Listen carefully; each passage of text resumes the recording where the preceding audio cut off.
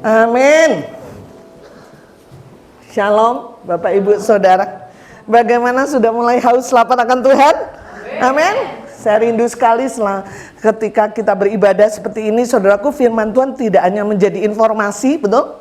Ya, kita nggak mau ya firman Tuhan hanya jadi informasi dan pengetahuan.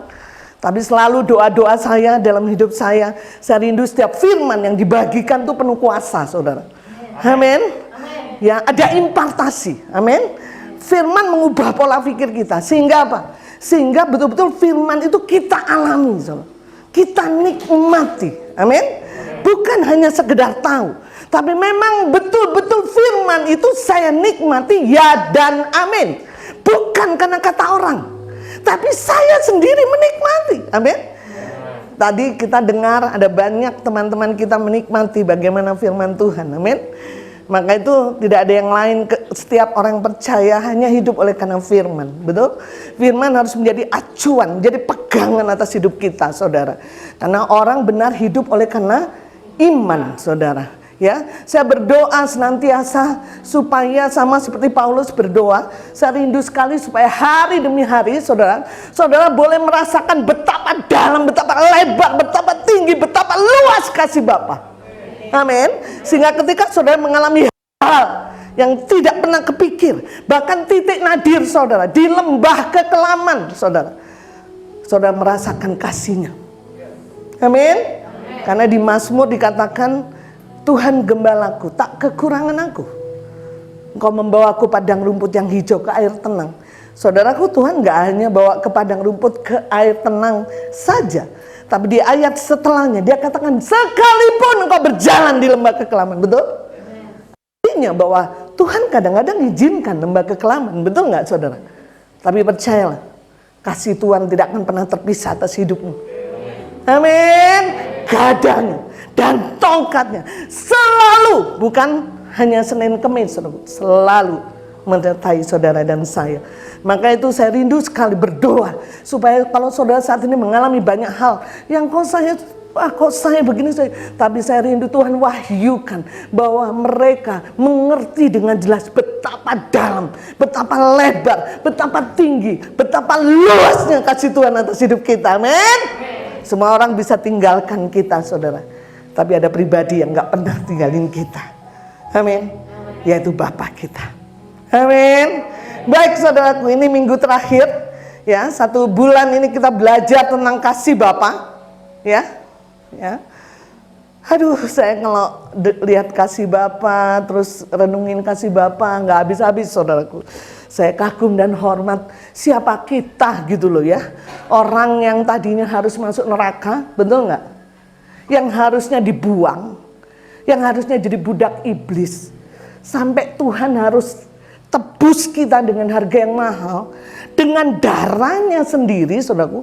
Bukan hanya ditebus, bukan hanya dibebaskan dari kutuk, bukan hanya sekedar merdeka dari segala sesuatu, tapi saudara dan saya diangkat jadi anak.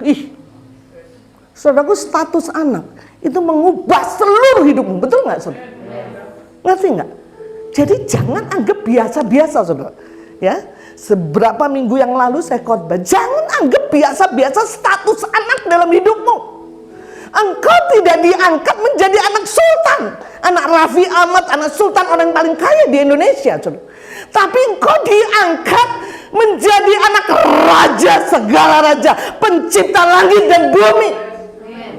Saudara harus tahu bahwa kedudukan saudara dan saya di alam roh sangat tinggi. Betul nggak, saudara? Ya, kita ini pangeran-pangerannya Allah. Amin.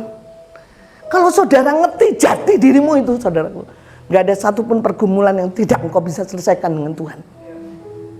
Karena status anak itu menjadi jaminan. Amin.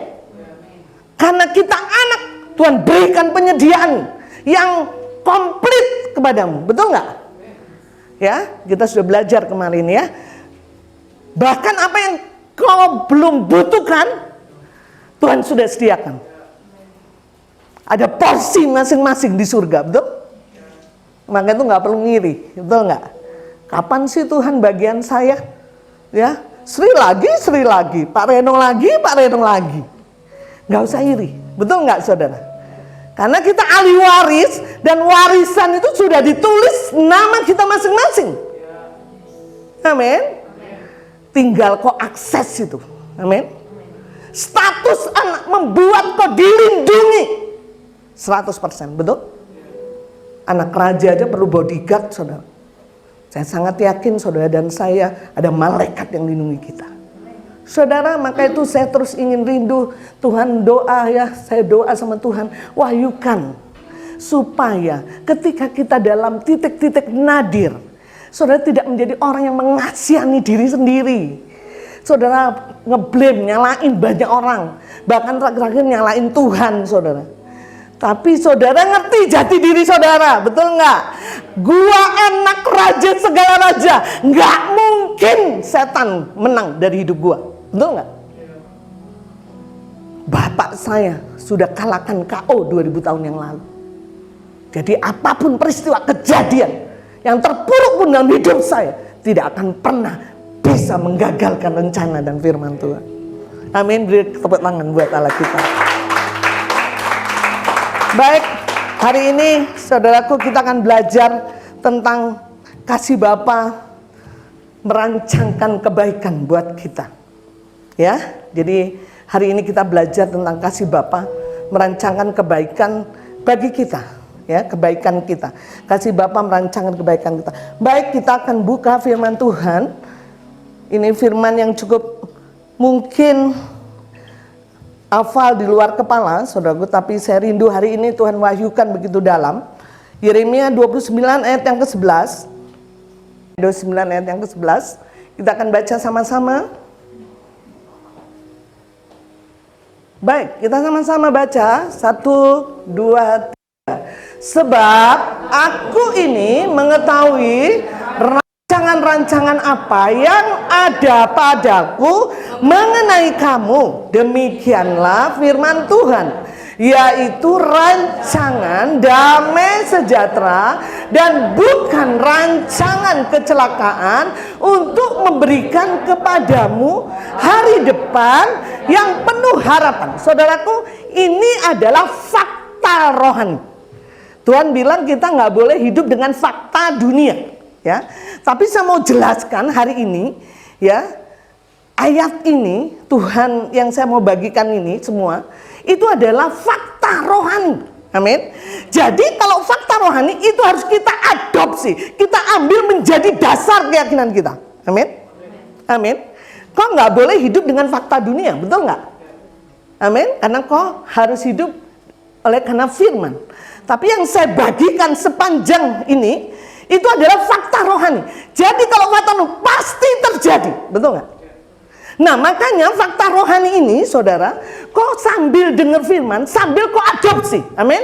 Aku harus ambil itu menjadi dasar keyakinan saya. Amin. Ya. Nah, saya mau bagikan. Tuhan bilang seperti ini, saudaraku. Sebab aku, Tuhan ya, mengetahui rancangan-rancangan apa yang ada padaku mengenai kamu. Jadi saya percaya sekali, saudaraku, karena kasih Bapa sebelum dunia dijadikan, sebelum saudara lahir, betul nggak saudaraku? Tuhan sudah merancangkan sesuatu atas hidupmu. Amin. Amin. Jadi kau harus sadar bahwa hidupmu nggak pernah iseng, betul nggak? Nggak pernah ada kata kebetulan. Kebetulan saya lahir, orang tua saya selingkuh, saya anak haram. Oh, itu bukan fakta rohani, betul? Ngerti ya? Jadi apapun kejadianmu, kau harus percaya bahwa sebelum kau lahir, sebelum dunia dijadikan, Tuhan sudah merancang. Dia punya rancangan, saudara. Saudara, kalau saya mau bikin rumah, saudara, saya punya rancangan, betul nggak? Rumah ini mau saya jadikan seperti apa? Saudara, sebelum saudara lahir, Tuhan sudah merancangkan mau jadi apa, saudara, betul nggak? Amin. Oh, luar biasa itu, saudara. Itu mengubah, ya, mengubah sudut pandang saya bahwa saya ini orang yang nggak biasa-biasa, betul nggak? Karena yang merancang saya bukan Jokowi, bukan siapa, tapi yang merancang saya ini Tuhan pencipta alam semesta. Saya percaya setiap rancangannya detail, setiap rancangannya akurat. Amin. Yes. Amin. Makanya dikatakan, sebab aku ini mengetahui rancangan-rancangan apa yang ada padaku tentang kamu. Artinya aku yang buat rancangan hidupmu.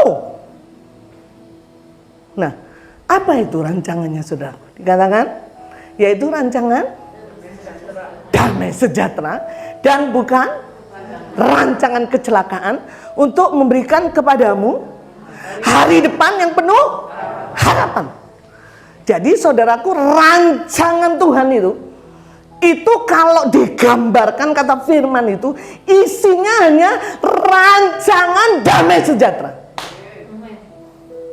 Kau harus adopsi itu menjadi dasar keyakinan. Amin. Jadi kalau hari-harimu kok nggak ada damai sejahtera, ya saya kok bilang, oh itu bukan rancangan Tuhan. Amin. Jangan mau berjalan dengan rancangan itu. Amin. Karena rancangan Tuhan adalah rancangan damai sejahtera dan bukan rancangan kecelakaan, untuk memberi hari depan yang penuh pengharap. Di dalam Tuhan tidak ada masa depan yang suram. Amin. Amin. Katakan, aku nggak punya madesu loh. Bilang, madesu itu masa depan suram, saudara. Ya. Amin. Moncer. Amin, saudara. Ingat itu, kalau kau ambil dasar keyakinan itu, iblis nggak bisa ganggu engkau. Amin. Gak ada masa depan suram sama hidupku. Kenapa? Karena rancangan Bapakku itu nggak ada masa depan suram. Ya, kita lihat, saya teguhkan lagi dengan Efesus 2 ayat 10 ya.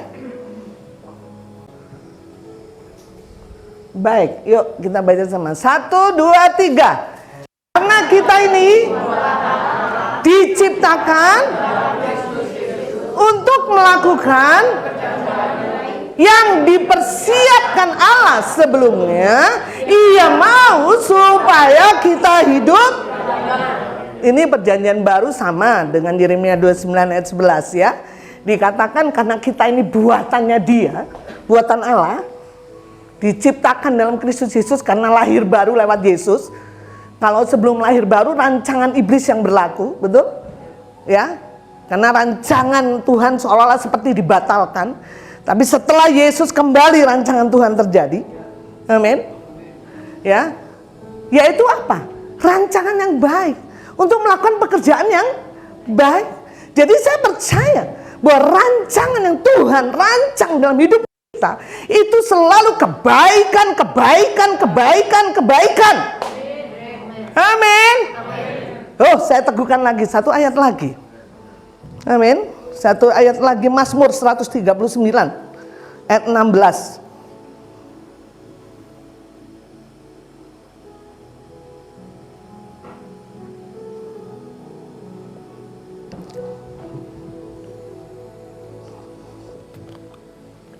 Tiga.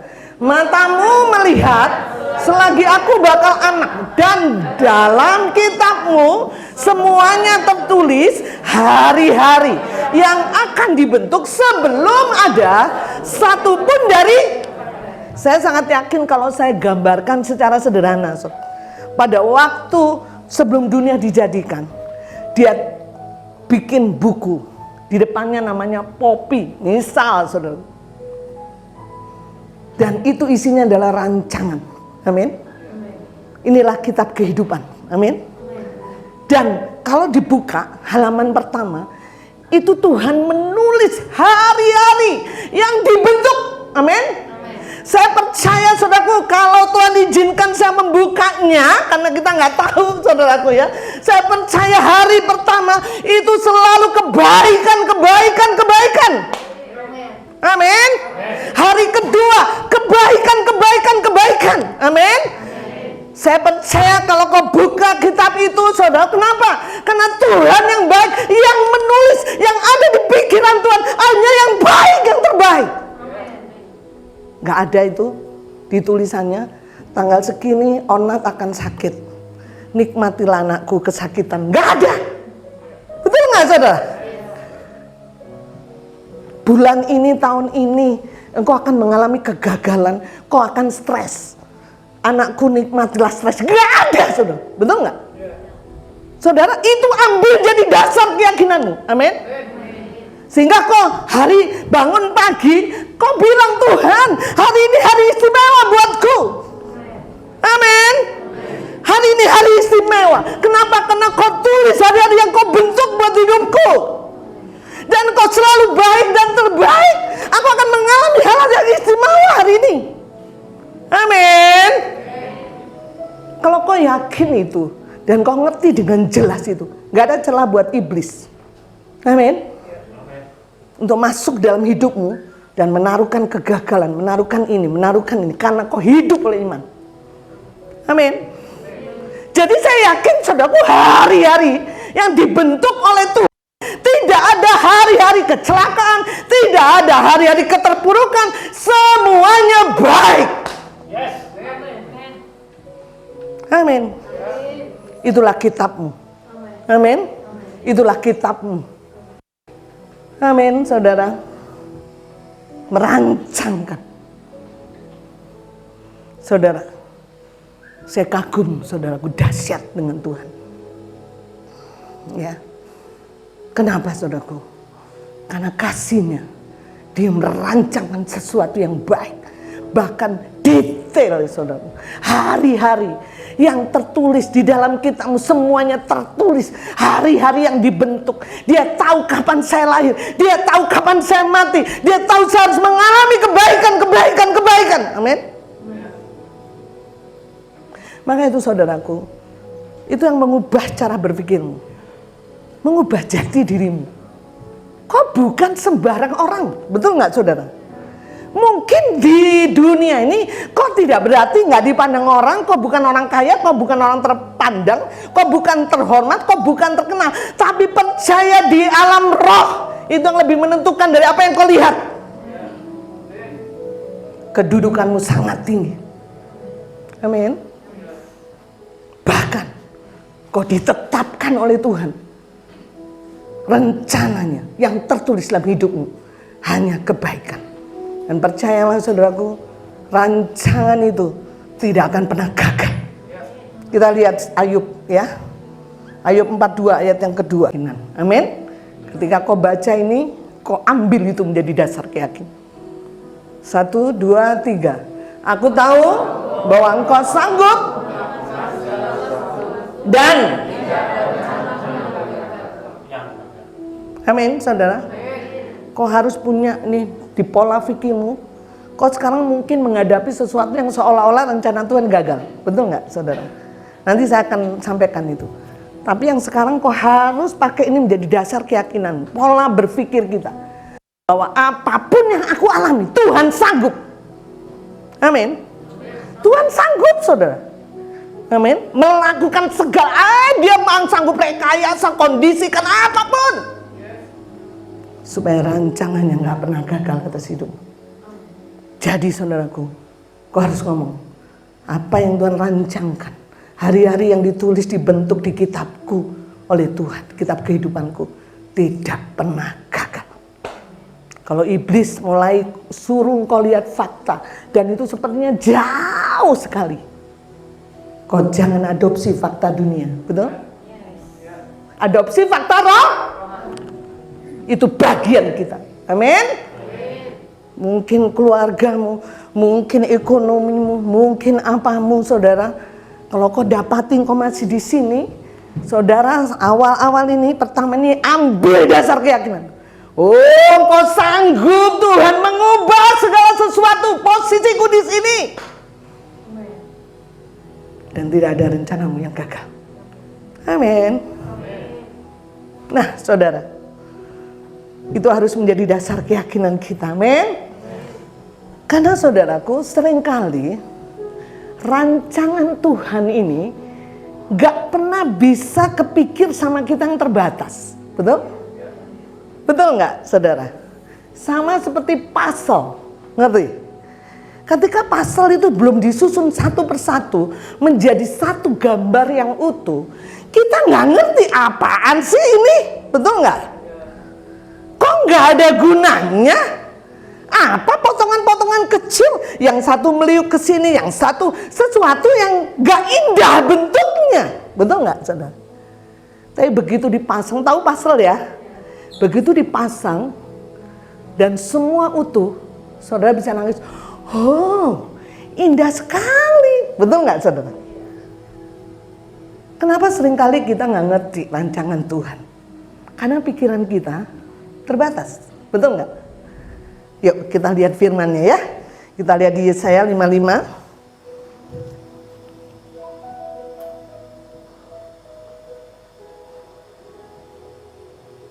Yesaya 55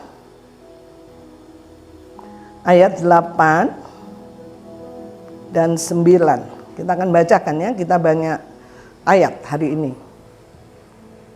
Baik, 1, 2, 3. Sebab rancanganku bukanlah dan jalanmu bukanlah. Ayat 59.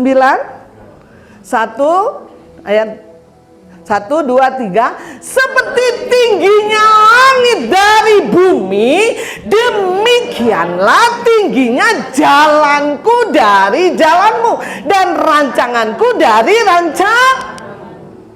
Tuhan bilang, ya iyalah, kamu seringkali nggak ngerti rancanganku, betul nggak? Karena sejatinya daging kita, manusia kita lebih senang hidup dalam rancangan kita, betul nggak?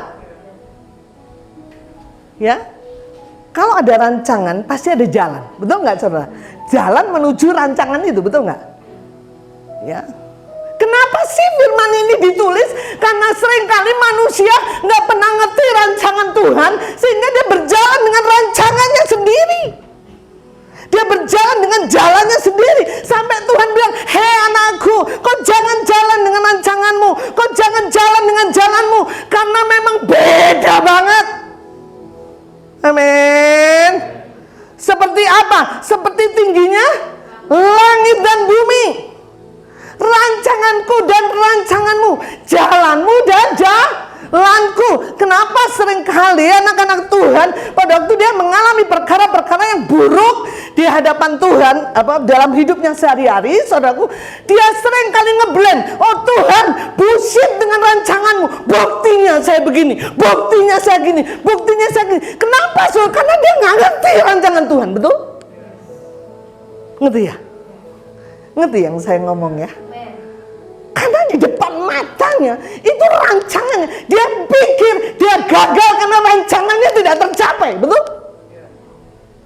Dia punya ekspektasi, punya pengharapannya, rancangannya A, saudaraku. Kemudian dia mulai mengalami semua persoalan hidup yang justru tidak A menurut rancangannya, saudara. Dia mulai sedih, mulai terpuruk, mulai ngomong sama Bapak, Bapak kenapa bullshit dengan rancanganmu? Buktinya saya begini, karena Tuhan gak ada hubungannya. Betul gak, saudara? Gak ada hubungannya, anakku. Kau salahin aku, kau hidup dengan rancanganmu, kau hidup dengan jalanmu, betul gak? Coba kalau dari awal kau hidup dengan rancanganku, kau hidup dengan jalanku, kau gak akan pernah ketemu kegagalan, betul gak? Karena rancanganmu, rancanganku tidak pernah ada kegagalan dan rancangan kecelakaan. Seringkali kita nggak paham. Betul nggak, saudara? Seringkali Tuhan berubah. Kita pikir Tuhan berubah. Ya, kita pikir kalau kita lagi terpuruk, Tuhan mulai tidak mengasihi saya. Dia mulai menghukum saya.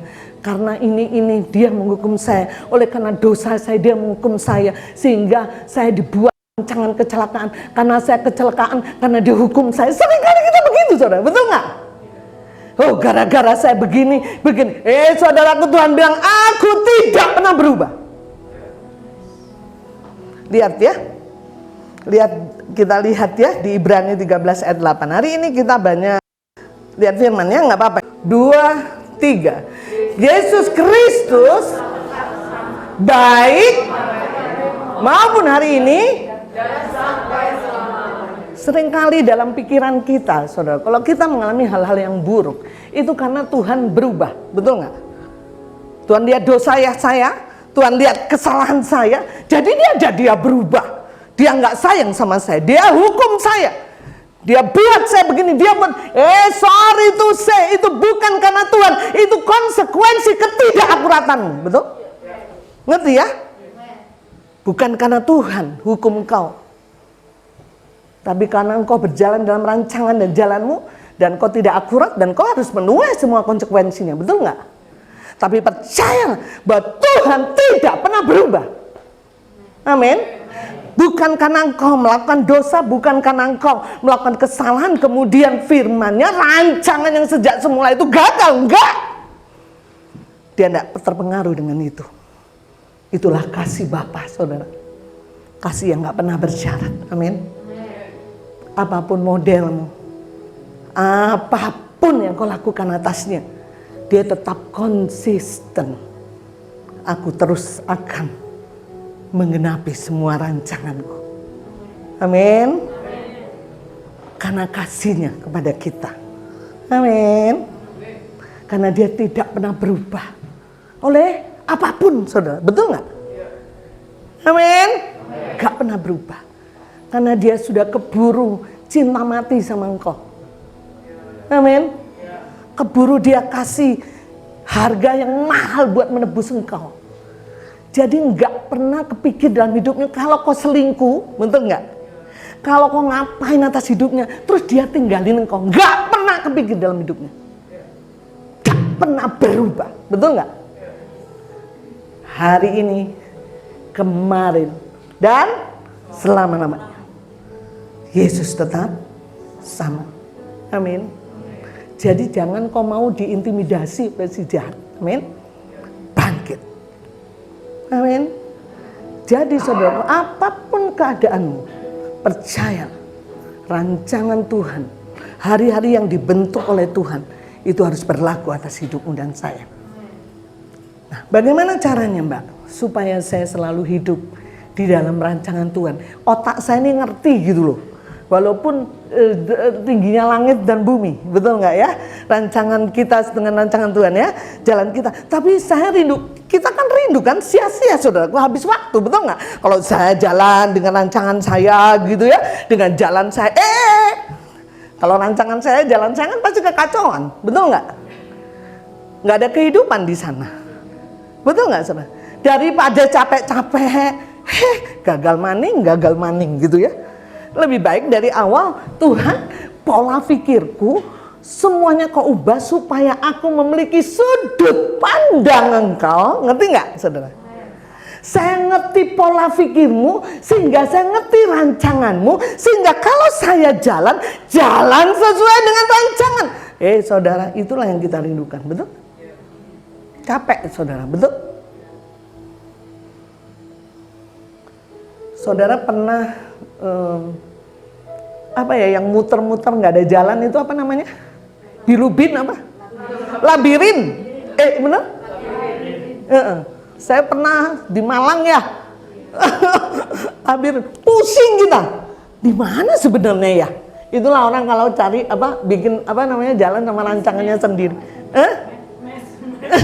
Rancangan sendiri dan jalannya sendiri, pusing 7 keliling, gak ada jalan keluar. Waktumu habis, betul? Tenagamu habis, betul? Engkau tidak mengalami porsi yang Tuhan berikan. Saya berdoa supaya setiap saudara betul-betul hidup dalam rancangan Tuhan, amin. Tidak ada banyak waktu kita mengalami percepatan, dan orang boleh mendengar, ada kehebohan di gereja itu. Semua orang mengalami perkara besar, amin. Nah, saudaraku, nggak ada lain kecuali kita harus mau pola pikir kita ini diubah, betul nggak? Sudut pandang kita ini diubah, betul nggak? Tidak ada lain kalau bagaimana caranya saya harus mengerti rancangan Dia. Saudara, nggak ada lain kecuali ya pola pikir kita yang diubah. Sudut pandang kita diubah supaya kita bisa mengerti rancangannya. Betul nggak saudara? Ya. Karena Tuhan berkata bahwa jalanmu bukan jalanku. Seringkali kita hidup tanpa kita sadari, sejatinya hidup kita ini saudaraku selalu ingin jalan sendiri. Betul? Orang punya target-target sendiri gitu ya.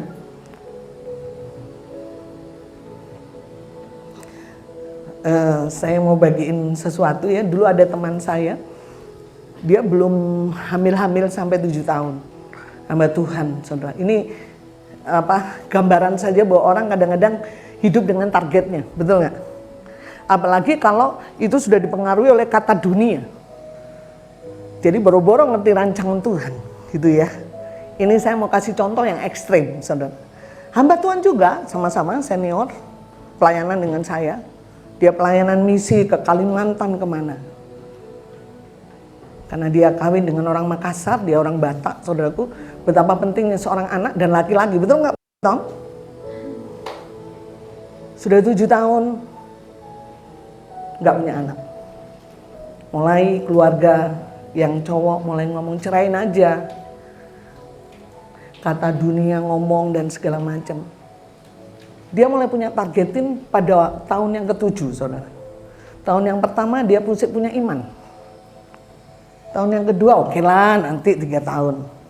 Tapi udah tahun yang ke-7, desakan sebelah kiri kanan mulai kuat, betul nggak? Kadang-kadang kan kita nggak mau hidup dalam rancangan Tuhan. Karena kadang-kadang, saudara betul, lama sekali, betul nggak? Si puzzle itu harus dirancang, betul nggak saudara? Ratusan tahun, betul nggak saudara? Yusuf, ini memang harus berproses, betul nggak saudara? Kenapa sih? Karena seringkali kita pakai jalan kita. Nah Tuhan harus proses kita kan untuk pakai jalannya, betul nggak? Karena rancangan dia itu harus bisa tercapai kalau pakai jalannya dia. Kalau rancangan Tuhan terus pakai jalan kita ya nggak ketemu saudara. Ya, semakin nggak ada, wah desakan sekali. Dia telepon lah sama saya. Ini kejadian udah lama sekali saudara. Dia bilang, Mbak Yus, aduh saya nggak kuat, saya mau bunuh diri saja. Saudara, kadang-kadang kalau orang nggak punya dasar keyakinan yang kuat, pola pikir kita langsung diintimidasi oleh si jahat. Kita tidak konsisten hidup dalam rancangan Tuhan. Jatuh kita, betul nggak? Makanya saya dari awal bilang ambil itu jadi dasar keyakinan. Sehingga dalam perjalanan, kalau engkau berproses, karena kan Tuhan harus proses kita, betul nggak? Karena kadang-kadang kita pakai jalan kita sendiri. Dia nangis, dia bilang saya nggak kuat Mbak, tekanan begitu kuat. Saya ingin bunuh diri, saya nggak punya iman. Saya udah nggak bisa ngerti lagi rancangan Tuhan apa. Waktu itu kami berdoa. Saya teguhkan dia. Ini lama lah, kejadiannya sudah lama banget. Sampai suatu ketika, saudaraku, dia pergi pelayanan di Kalimantan. Nah di Kalimantan itu banyak tukang pijet ya. Kalau di suku Dayak ya. Di sana puskesmas jauh segala macam semuanya itu pakai tukang pijet, dukun gitu. Nah suatu ketika dia sakit saudaraku. Terus kemudian si pelayan di sana bilang, ya sudah aja lah cari tukang pijet ya. Mungkin kecapean jalan lah segala macam. Nah waktu dia dipijet saudaraku, tukang pijet bilang, ibu ada janin di perut ibu. Ketawa ya dia, ngerti nggak? Ketawa dia. Yang bener bu, saya ini sudah 7 tahun menungguin anak, nggak ada anak. Jadi ibu jangan lucu deh. Bener bu, saya nggak berani pijet perutnya. Karena saya lihat ada janin, karena kalau orang Dayak tahu persis saudara gitu. Tolong ibu besok periksa lah ke puskesmas. Saudara, itu dia periksa ke puskesmas, ada janin. Dia teriak sorak-sorai.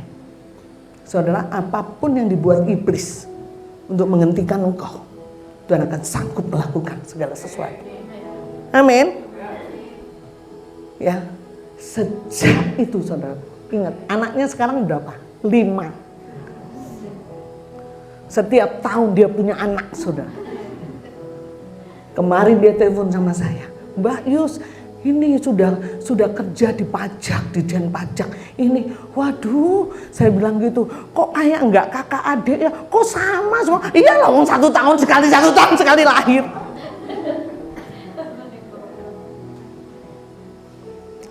Bisa tahu? Kadang-kadang, saudara, kita jalan dengan cara kita sendiri, kita punya target-target sendiri, kita bingung-bingung sendiri, betul nggak, saudara? Kalau target itu nggak kecapek, kita salahin banyak orang, lama-lama salahin Tuhan gitu. Betul nggak, saudara? Padahal kata Tuhan, aduh anakku, nggak mungkin lah saya punya rancangan yang jahat kepadamu, betul nggak? Nggak mungkin lah saya punya rancangan kecelakaan buatmu. Kamu aja yang nggak ngerti rancanganku. Maka itu saudaraku, perlu kita diproses. Amin. Pola pikir kita diubah. Dengan apa? Dengan firman. Ya. Sehingga ketika kau melihat ada jalan-jalan buntu, hal buntu, jangan sampai kau lihat itu dari sudut pandangmu. Amin. Sehingga kau berkata, kok jadi anak Tuhan kayak begini sih? Lebih baik saya pindah ke agama yang lama dulu. Kok begini, mentok, kok begini. Oh, kau pakai sudut pandangmu, kau pakai kacamatamu, betul? Ganti kacamata, saudara, saya nggak punya kacamata lain ya. Ganti kacamatamu, amin. Dengan kacamata Tuhan, amin. Sebenarnya engkau sedang pasal itu sedang dirangkai, amin. Proses demi proses sedang dijalankan oleh Tuhan. Tapi seringkali engkau nggak sabar, sering kau pakai jalanmu. Maka itu mau tidak mau, kita harus rindu pola pikir kita diubahkan. Kenapa? Karena setiap hari iblis akan mengintimidasi engkau dengan rancangannya. Betul nggak, saudara? Kayaknya saya nggak berhasil deh kalau saya nggak punya rumah. Saya kayaknya nggak diakui sama keluargaku kalau saya arisan nanti nggak bawa mobil. Saudara, seringkali rancangan-rancanganmu sebenarnya bukan rancangan Tuhan. Malah kadang-kadang, saudaraku, apa rancangan Tuhan kadang-kadang seperti tidak rancangan Tuhan, betul nggak? Seperti langit dan percayalah, Tuhan konsisten mengasihi kamu. Apapun kegagalanmu, dia tetap konsisten bahwa firman-Nya tidak pernah gagal. Amin. Mau tidak mau, saudaraku. Loh, udah jam 12 ya? Saudara, saya minta maaf nih. Saudaraku, mau tidak mau apa? Pola pikir saudara harus diubah. Bagaimana caranya? Selalu saya bilang, hanya 2. Pekerjaan roh dan pekerjaan firman. Semakin itu kau biarkan dalam hidupmu, kau semakin mengenal Tuhan, kau semakin mengetahui rancangannya. Betul? Semakin kau intim dengan dia, kau semakin mengenal dia, semakin mengenal rancangannya. Dulu, saudara, saya punya pembimbing. Saya sudah cerita ya. Pembimbing saya ini nggak pernah pacaran. Orangnya kuper, dari dulunya sudah sungguh-sungguh, saudara. Saya tukang pacaran, saudara. Kehidupan saya lama pacaran terus. Waktu saya serumah sama dia, banyak orang tergila-gila dengan saya. Jadi, saudaraku, dia bilang, ini berdua sepakat, aku mau tidak menikah, kata dia. Ya, karena secara fakta ya iyalah, dia nggak pernah pacaran, ya wajar lah. Menurut dunia gitu ya. Ya sudahlah, dia ngambil, Yus, aku tidak mau menikah, saya mau melayani Tuhan sampai menjadi hamba yang Tuhan yang besar. Dia selalu berpikir, pembimbing saya ini, sebentar lagi saya menikah. Karena apa? Latar belakangnya tukang pacaran. Sekarang kebalik, saudara. Dia anaknya 4, saya tidak menikah. Anak saya banyak, kata Bang Robin ya. Saudara, rancangan kita bukan rancangan Tuhan, betul? Tapi apakah saya rugi? Enggak, betul enggak? Amin, saudara. Jadi mau nggak mau, saudara, supaya kita nggak capek, pola pikir. Bagaimana caranya? Spend time, beri waktu. Ya, pekerjaan roh dan firman, izinkan, luas, bebas untuk menolong kita. Amin. Intim dengan dia, mengenal dia. Sehingga apa? Sehingga kita bisa tahu apa rancangan dia. Kita tahu isi hati dia. Sehingga kita tidak salah. Amin. Sekalipun kita jalan di lembah kekelaman ada masalah, kita langsung mendeklarasi, oh Tuhan, rancanganmu bukan ini. Kalau sekarang saya kekurangan, itu bukan rancanganmu. Kalau saya kekurangan, ini hanya proses yang harus saya lalui. Amin. Ini hanya pasal Tuhan yang mau kau bentuk dalam hidupku. Sejatinya rancanganmu, aku kelimpahan Tuhan. Amin. Aku mau hadapi ini bersama dengan engkau. Amin. Sehingga pikiran kita blok dari semua rencana si jahat. Amin. Kok masa depan saya suram ya, gini-gini. Oh, langsung ngomong. Kalau sekarang kau izinkan aku sesak Tuhan. Bukan ini rancangan, bukan ini DN-nya Tuhan. Aku sedang diproses oleh Tuhan. Ada banyak yang tidak akurat atas hidupku. Kau pakai ini itu untuk supaya aku akurat. Roh Kudus tolong saya. Betul nggak? Karena hanya pekerjaan roh, pekerjaan, amin, yang bisa mengubah pola pikir kita sama seperti Kristus. Amin. Aduh, satu ayat lagi. Kita lihat ya, Mazmur 37. Ini ayat terakhir.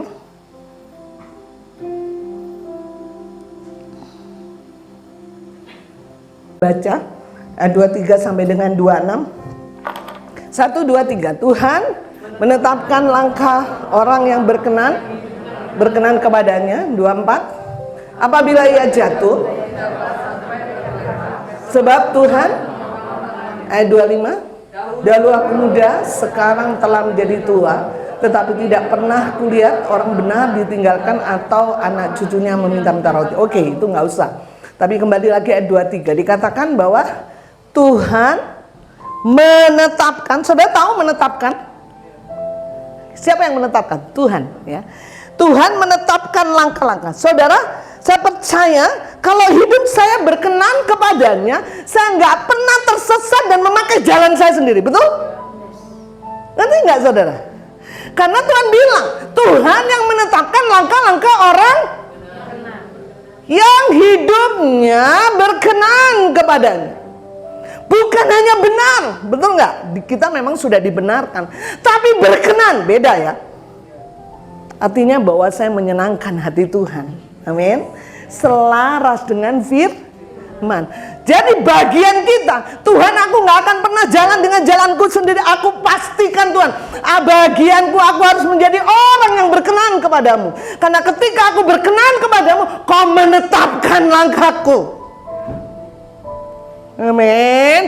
Aku nggak pernah tersesat dengan jalanku. Aku tap.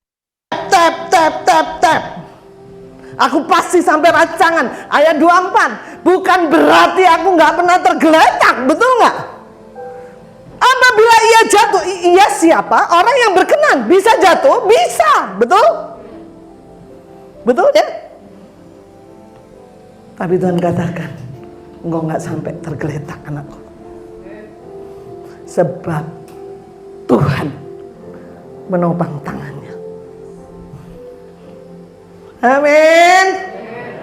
Saya rindu sekali, saudara. Marilah kita hidup dalam rancangan Tuhan.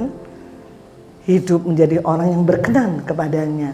Karena yang bisa menjamin langkah kita ada jalan-jalan Tuhan. Kalau Tuhan yang menetapkan, amin. Kalau saya yang menetapkan, gak tahu jalan saya kemana. Tapi yakin kita, kalau Tuhan yang menetapkan langkah saya pasti sampai ke sana. Kalaupun saya jatuh, saya nggak akan tergeletak. Karena dia bertanggung jawab. Amin. Beri tepuk tangan buat Allah kita. Baik, kita bangkit berdiri ya. Mohon maaf ini, saya ingin sekali sebelum kita doa perjamuan kudus, kita nyanyi lagu ini. Ini lagu yang